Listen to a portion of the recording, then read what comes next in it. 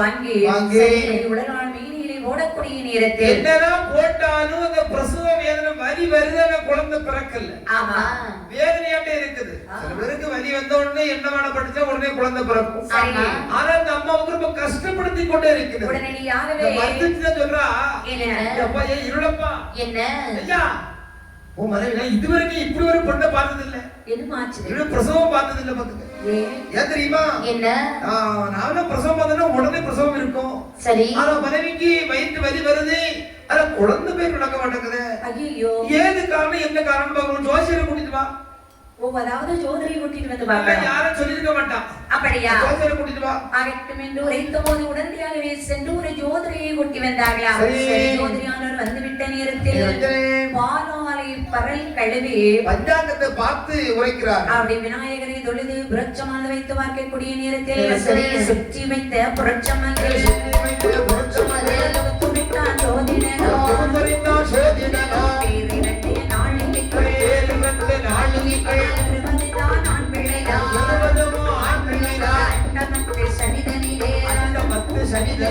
அவனை செவ்வாய் பார்த்திருக்க நாட்டை விட்டு விரட்டிடுவா, நாடு விட்டு ஓடிடுவா.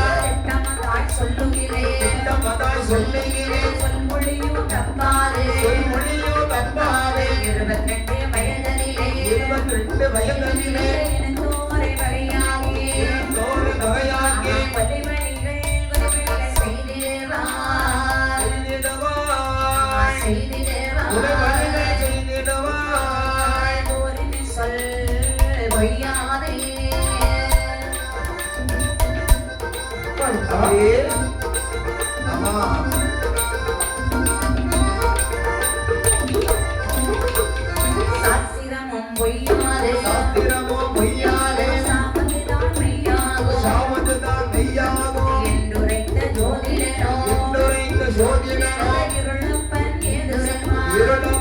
ஏது சொன்னார் எட்டின்படி சரியாவோ என்ன சொன்னீர் என்னிடத்தில் கண்டபடி சொல்லுகிறேன்.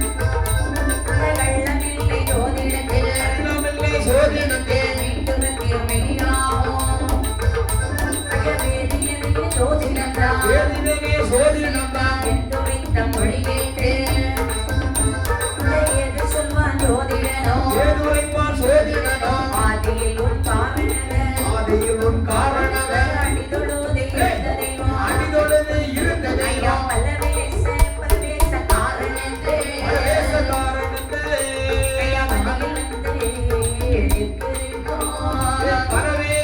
பலவேச காரணத்து ஐயா மனையில்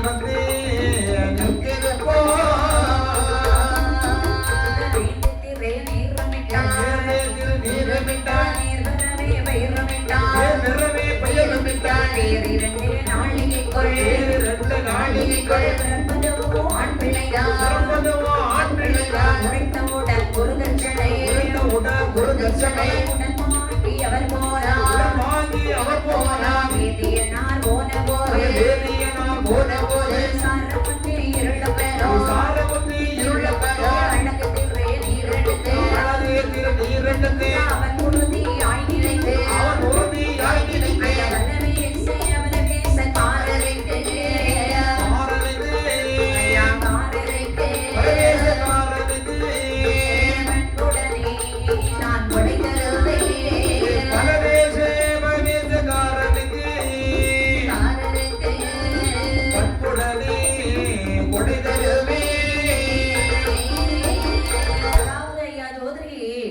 என்னுடைய மனைவியானவள் குழந்தை பெற்று எடுப்பதற்கு மிகவும் வேதனைப்படுகிறாள்.